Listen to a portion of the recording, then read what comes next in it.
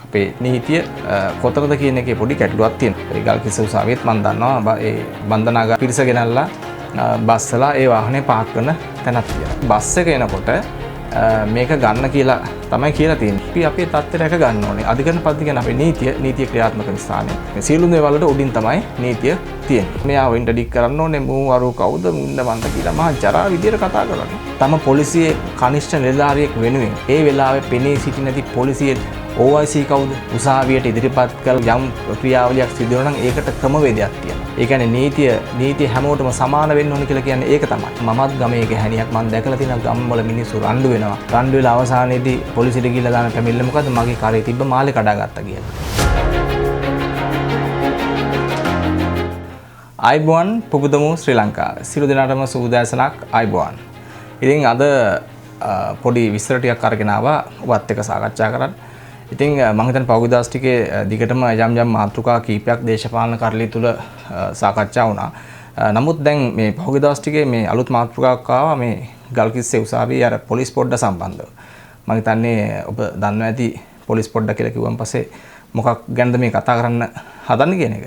ඉතින් දැන් මේක මම හිතන්නේ සමාජ මාධ්‍ය තුල සහ ඔබ ගොඩක් දේවල් මේ සම්බන්ධව විස්තර දන්නවා ඇති. නමුත් අපි මේ මාතෘකාව නැවත කතා කරන්න බලාපොරොත්තු වෙන්නේ යම් කාරණාවකින් ඔබ මේ කාරණාවත් සමග ඔබව දැනුවත් කරන්න. මොකද ප්‍රධාන හේතුව ඒ වෙච්ච සිද්ධිය යම් කියන්නේ වෙනම චිත්‍රයක් මවන්න උත්සාහ කරා යම් පිරිසක්. දැන් මේ කතාව ආසිත පොඩි කියන්නේ මේ ෆිල්ම් එකකුත් හදලා තියෙනවා.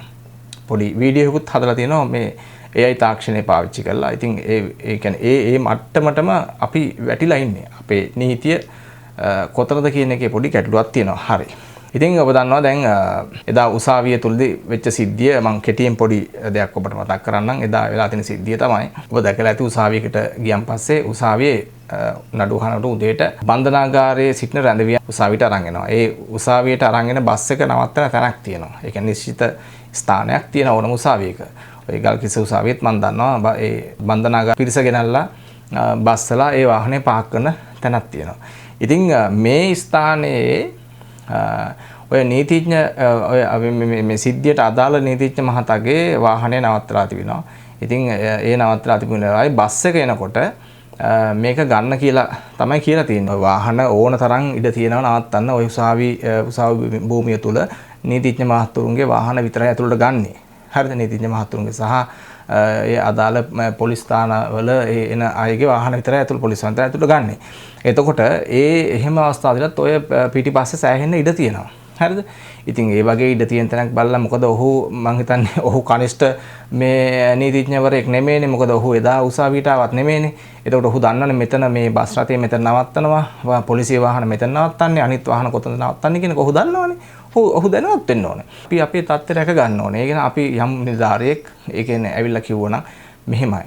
ඔහු කනිෂ්ඨ හෝ ජ්‍යෙෂ්ඨ වෙන්න පුළුවන්. ඇවිල්ලා කිව්වනම් මේ සර් මෙහෙමයි. මේ වාහනේ මෙතන පොලිසිය මේ බන්ධනාගාර බස් එක නවත්තන තැන. ඒ නිසා සර් මේ වාහනේ පොඩ්ඩක් මෙතනින් අයින් කරගන්න කියලා තමයි කියලා තියෙන්නේ. ඉතින් කිව්වන් පස්සේ ඔතන මම හිතන්නේ ඉතින් අර නීතිඥ මහත්තයාගේ පව එක පෙන්වන්නත් එපා. හරිද? ඉතින් ඒක තමයි ඉතින් පොඩ්ඩක් ඔය කතා කරලා තියෙන්නේ. මම ඔබට තව පොඩි කෙටි දෙයක් මෙහෙමත් කියන්නම්. ඔබ දන්නවද සාමාන්‍ය නීතිය කියලා කියන්නේ අපේ ආණ්ඩුක්‍රම ව්‍යවස්ථාවේ අපි ලියලා තියෙන මොකද ආණ්ඩුක්‍රම ව්‍යවස්ථාව කියලා කියන ඒක නීතියක්. එතකොට සාමාන්‍ය මේ නීතිය ක්‍රියාත්මක වෙනකොට මේ නීතියට රටේ සියලු දෙනාම යටයි. ජනාධිපති, අගමැති, එතකොට අපි කියමු මේ විනිසුරුවන් ඔය සියලු දෙනාම නීතිඥ මහතුරු, පොලිස් නිලධාරීන් සහ සාමාන්‍ය සිවිල් ජනතාව දක්වා මේ නීතිය සමාන සහ නීතියට යටත් තමයි සියලු දෙනා ඉන්නේ. හරිද? එතකොට අපි ව්‍යවස්ථාදායක විධායකය ඊට පස්සේ අධිකරණය. ඒ කියන්නේ අධිකරණය කියන්නේ අධිකරණ පද්ධතිය කියන්නේ අපේ නීතිය ක්‍රියාත්මක වෙන ස්ථානේ. මේ සියලු දේවල් වලට උඩින් තමයි නීතිය තියෙන්නේ. එතකොට නීතියට සියලු දෙනාම යටත්. දැන් මෙතෙන්ද වෙලා තියෙන්නේ මොකද්ද? ඒ කියන්නේ මෙතන වෙලා තියෙන්නේ ඔහු නීතියට වඩා ඉහළින් යන්න ගියපු එකක්. නීතිය මොකද්ද? නීතිය හැමෝට සමාන වෙන්න ඕනේ. එහෙම එකක් නැතුව මොහු නීතියට උඩින් යන්න ගිහිල්ලා අර නීතිය ක්‍රියාත්මක කරන නිලධාරීන්ට පරුස වචනෙන් බැලලා මම හිතන්නේ එහෙම කනිෂ්ඨ නිලධාරියාගේ අම්මා මතක් කරලා බැලලා තියෙන මේ මා පරුස විදියට. ඉතින් උසාවි භූමියක හරිද? උසාවි භූමිය තුල ජජ්ලා මේ උසාවියේ නඩු තීන්දුව නඩු අහා ඉන්න වෙලාවක ඉතින් ඔතන ලොකු කාලගෝට්ටයක් ගිහිලා තිනවා කුණු හarpෙන් බැනලා අර මේ ඉතින් ඔහු මං හිතන්නේ දැන් ඔබට දකින්න නැති දුරකථනය අරගෙන මේ ලොකු ඉහළ මේ නිලධාරීන්ට කතා කර කර මෙයාව ඉන්ටර්ඩික් කරන්න ඕනේ මූ අරු කවුද මුන්ද මන්ද කියලා මහා ජරා විදියට කතා කරන්නේ. ඉතින් ඕක නෙවෙයි ඇත්තටම වෙන්න ඕනේ. ඔහු ඇත්තටම ප්‍රබල චරිතයක් නම් ඔහුට හොඳ තැනක් තියෙන නීතිඥ මහත්තයෙක් නම් ඔහු නීතිඥ සංගමේ සභාපති නම් තමන්ගේ තත්ත්වය රැක ගන්න ඕන නේද? ඇයි අර වගේ කනිෂ්ඨ නිලධාරියෙක් එක්ක පැටලෙන්න යන්නේ? ඒ කනිෂ්ඨ නිලධාරියා කවුද? ඔය කියන නීතිඥ මහත්තයා කවුද? තමන්ගේ තත්ත්වය තියෙන අධ්‍යාපනයත් එක්ක නේද? හරිද? එතකොට ඇයි ඒ වගේ තමන්ගේ තත්ත්වය නැති කරගත්ත? දැන් බලන්න ඔහු ඒ කරපු වැඩෙන් නීතිඥ ප්‍රජාවටම මහා නින්දාවක් ඔහු කරේ. හරි? ඉතින් ඒ කෙසේ වෙතත් තම පොලිසියේ කනිෂ්ඨ නිලධාරියෙක් වෙනුවෙන් ඒ වෙලාවේ පෙනී සිටි නැති පොලිසියේ OIC කවුද? මොකද්ද ඒ OIC කරපු වැඩේ? සාමාන්‍යයෙන් අත්අඩංගුවට අරගෙන B report එකක් හදලා හරිද? උසාවියට ඉදිරිපත් කරලා යම් කරුණු යම් ක්‍රියාවලියක් සිදු වෙනවා නම් ඒකට ක්‍රමවේදයක් තියෙනවා. ඒ කියන්නේ නීතිය හැමෝටම සමාන වෙන්න ඕන කියලා කියන්නේ ඒක තමයි. හරිනම් කරන්නේ මොකද්ද? එතන අදාළ වුණ සිද්ධිය මොකද්ද කියලා කිසිම විමර්ශනයක් නැතුව මේ කනිෂ්ඨ නිලධාරියාට විරුද්ධව B report එකක් හදලා ඔහුව අත්අඩංගුවට අරගෙන ඔහුව රිමාන්ඩ් කරා. කිසිම පරීක්ෂණයක් නැතුව ඔහුට විරුද්ධව B report එකක් හදලා ඔහුව රිමාන්ඩ් කරා. ඒ කාටද බය?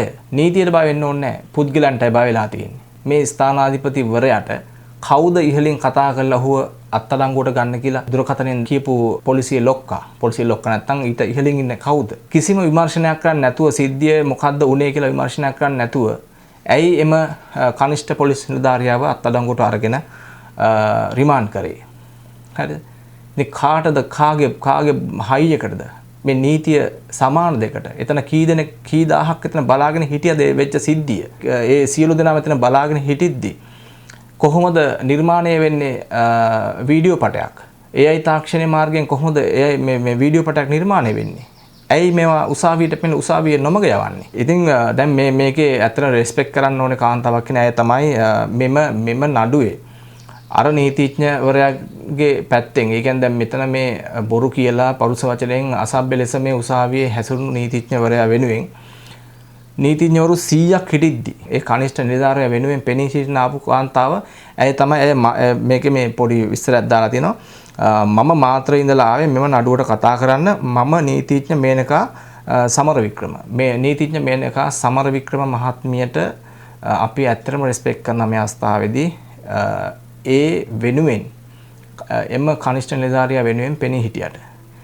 ඒ කියන්නේ එතන සිද්ධිය මොකක් වුණත් එම කනිෂ්ඨ නිලධාරියාගේ එතන වෙච්ච සිද්ධිය මොකක්ද කියලා හරියට අය කරුණු වටහාගෙන ඔහු වෙනුවෙන් කිසිම නීතිඥයෙක් ඉදිරිපත් නොවන අවස්ථාවක ඔය ගල්කිස්සු උසාවි නීතිඥවරු කී දෙනෙක් ඉන්නවද?